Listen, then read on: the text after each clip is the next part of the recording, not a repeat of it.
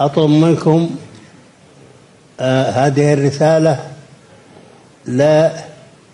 لنقلها إلى زعمائكم، محاربة هذا الشرير بالقوة وبالعقل وبالسرعة.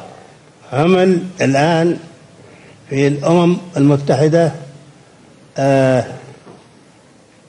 أول دفعة من يعني البلاد عامة، وهي من المملكة العربية السعودية، لأخذ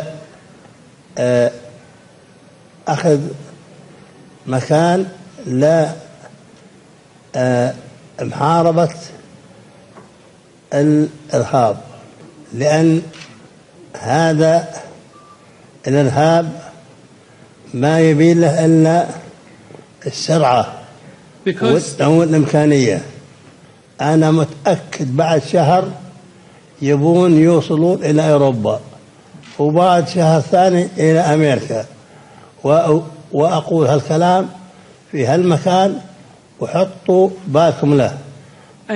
ولكن إني أوصي إخواني وأصدقائي زعمائكم إنهم يباشرون بتلبية هذا